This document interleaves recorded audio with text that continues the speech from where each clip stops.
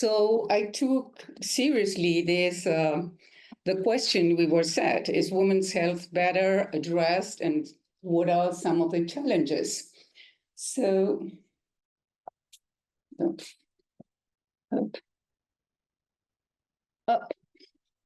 So, as a way of introduction, I want to begin by explaining, or maybe you know all, that to better understand women's health, biology, and illnesses, we should consider the influence of sex, gender, and other social determinants. And this is quite relevant. So, I will get later to these points, but for example, 1 in 3 women may suffer physical or sexual aggressions during her life. A majority of infections of HIV-AIDS are suffered by women from 15 to 24 years old. So we can see that these practices, for example, are associated to non-safe sex, sometimes not desired, coercive. So you can begin seeing how this unequal negotiating power is in there. So this is not just biology, but there are some other issues that are very, very relevant. So I think we have to start speaking of women's health, considering gender lens. Oops. So gender lens can be used in the understanding of the susceptibility or prevalence of some illnesses. For example, how gender roles and responsibilities increases the risk of them. And I think, and I will argue, it can help in designing relevant research, and it can also help in designing adequate public health policies. So this will be a little bit the frame in which I will begin dealing with some of the facts that regards women's health. And I will come to some of the points that Françoise made earlier. So some facts. Women live longer than men. For example, in 2016, women lived 74.2 years, men 69.8 years, 5 years difference. However, they have more morbidity levels, and we are going to see this. Non-communicable diseases are the main causes of death. So there were like 19 million deaths because of non-communicable diseases in 2015. Cardiovascular are one of the main causes of death. So, but the interesting thing is there is a bias in heart disease detection and treatment in women, or there was. For example, heart attacks are generally more severe in women. After the first year, 50% of women die. Women have are twice as likely to have a second attack during the 6 following years. And 1 out of 4 women older than 65 have some form of heart diseases. However, traditionally, women were taken as, well, this is a psychosomatic thing. Symptoms were not considered. We have different symptomatics, so they weren't considered. So this shows you the bias there is and the discrimination in a way women suffer because something so straight ahead as a heart attack wasn't considered.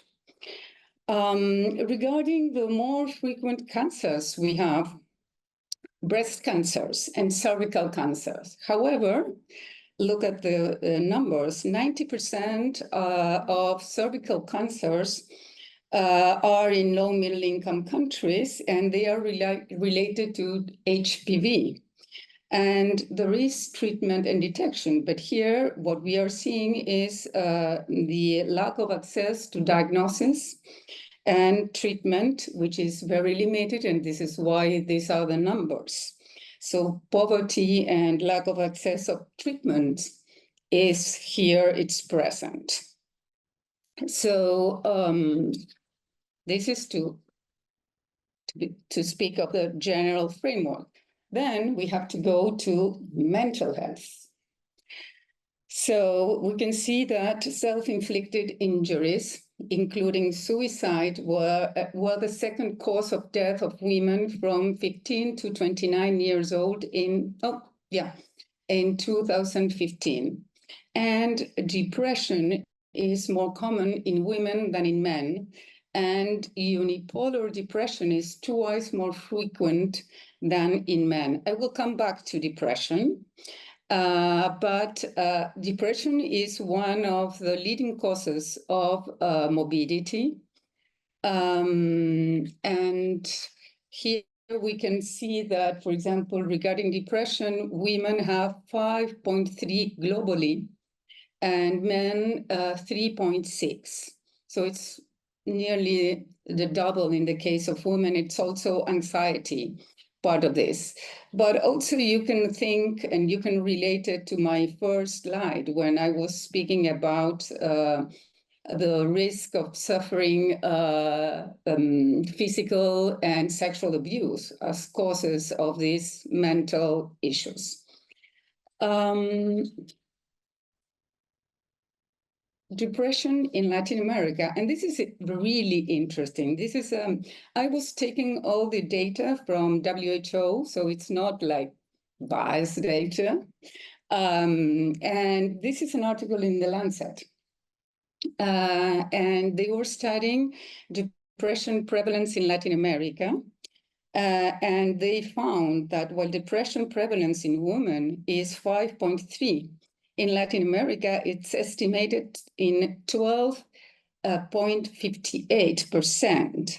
And the more interesting thing is that this study analyzed the prevalence in Latin America of depression, main depression, in association with inequality and with crime.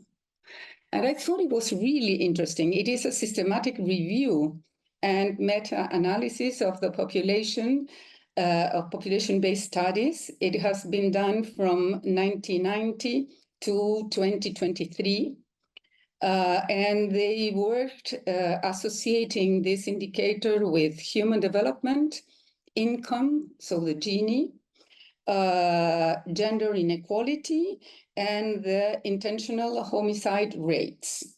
You know, or if you don't know, Latin America is a very, very unequal region with with a high gap between the rich and the poor, and the rates of homicides of crime, it's really, in some countries, is horrible. So again, we see the social determinants of health here playing a big role in depression. And this study, I think it's really interesting because it takes in consideration crime, how it plays, you know, and the anxiety and the fear and whatever it triggers. So continuing with reproductive health, we have teenagers. And here, teenagers' pregnancies, though decreasing, luckily, are still more than 10% globally.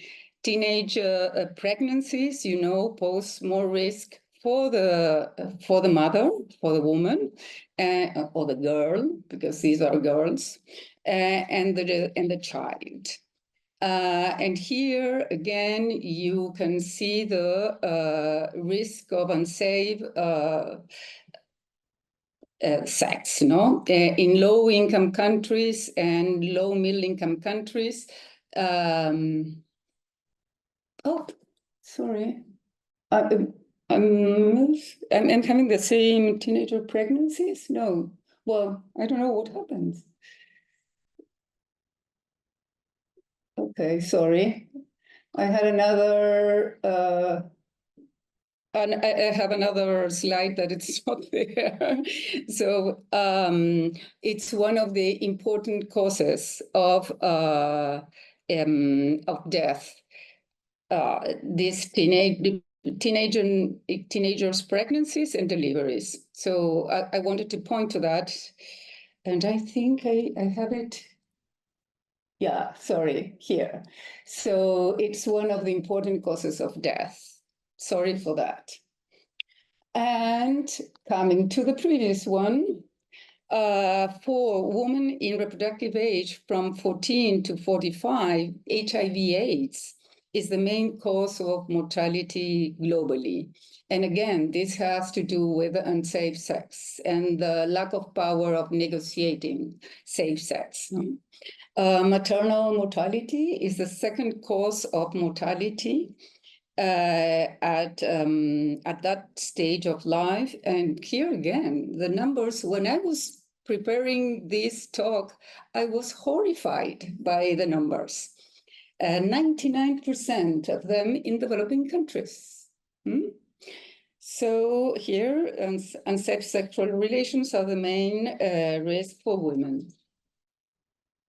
And this doesn't end here because the situation is getting difficult. So we will pass this. Illegal abortions frequently leads to unsafe, sorry for my unsafe abortion, putting in danger the life and the health of women, and especially teenagers. But what I want to stress is the new legal and political positions in the world that are jeopardizing legal and safe abortion. And it is really important, the reversal of Roe v. Wade, because of the domino effect it may have in other countries. We finally, for example, in Argentina, got to have a law accepting and legalizing abortion. And well, we have a very crazy president now. So it is possible to, he want to turn it down. And having these examples do not help a lot. And I was looking a little bit on the numbers of what happened after post-Dobbs or the reversal of Roe v. Wade.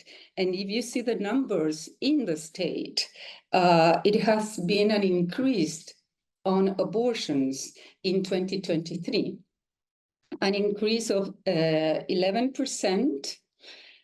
From since 2020, that is when they had the numbers. This is Guttmacher Institute. And what they report is that abortions number are at the highest in more than a decade. And what does this shows to me? This shows discrimination and the will to punish women because it doesn't prevent the abortion. So it doesn't save the fetus or the newborn or whatever. So what you see, if you really want to save women doing abortion, that's not the policy to be done. If you want to punish women, yes, it is. So, and that's what, at least in Argentina, we felt it as a really a public health issue. And it's, again, the sociological things. And the other factor I wanted to point out is that even when abortion is legally, especially with recent approvals like the one we had in Argentina, so it is a recent law, there is the risk of obstetric violence. What is this? Well, gender-based mistreatment and abuse in the context of pregnancy, labor, and birth. Brutality, traumatic birth, unnecessary medication, episiotomies done, forced episiotomies without anesthetic. So that's part of what we live, and this again has to do with discrimination against women. So it's interesting, this term was coined by Latin American feminists. So there are many, many issues here. And to finish with this first more clinical part, and related to this is violence in women's health. As I said, 35% of women have suffered physical or sexual violence. This violence impacts in women's health, depression, substance abuse, unwanted pregnancy, abortions are many of the consequences of this. 38% of women's murders have been committed by their partners. And so this is also relevant, I think, if we want to speak of women's health. And here I come back to some of Francois' worries. If we leave the clinical part, let's go to research. And here I think the other very important factor is pregnant women in research. Initially, as Francois was saying, research was done in men. Men are perfect. They do not have these very crazy hormones we have each month and changes, blah, blah, blah. So research was done in them. Then in women, but there is still a huge reluctance to do it in pregnant women. And research is fundamental to protect women and the fetuses. So here we know that pregnant women get ill and ill women fall pregnant. So, and there is a study that showed that more than 80% of women are prescribed at least one medicine during pregnancy, but there's no clear idea, there's no data, firm data about it.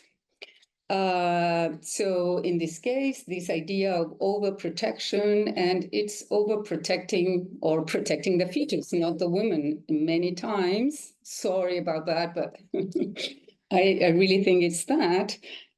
This protects. So for more than 2 decades, this problem was presented and argued for a change. And we had, as Francois was saying, perfectly good guidelines. Ruth was part of the drafting of that 18 guideline in the CIOMS and WHO ethical guidelines for research, but it's not going further. For example, of the 213 drugs approved by FDA from 2003 to 2012, only 10 or 11 included pregnant women data. So there you see the differences. But you can say, well, that was 10, 15 years ago, things may have changed. Research done in 2013 and 14 showed that only 0.32 of active studies registered tested drugs in pregnant women. And what is interesting, in the conclusion, authors say that the possibility of improvement of the current pharmaceutical situation in pregnancy is in the near future is small.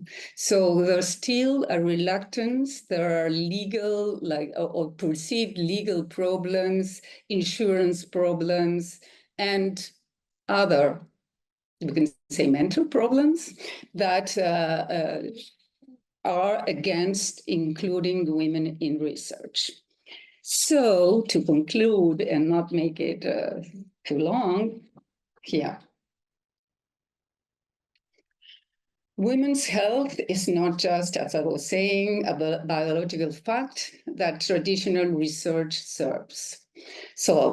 Some issues should be seriously considered: discrimination, lack of negotiating power, structural violence, because there's structural violence, poverty and inequality, lack of access to existing diagnosis, and treatments. And as we saw, a high percentage of her health depends on where she lives and other social determinants.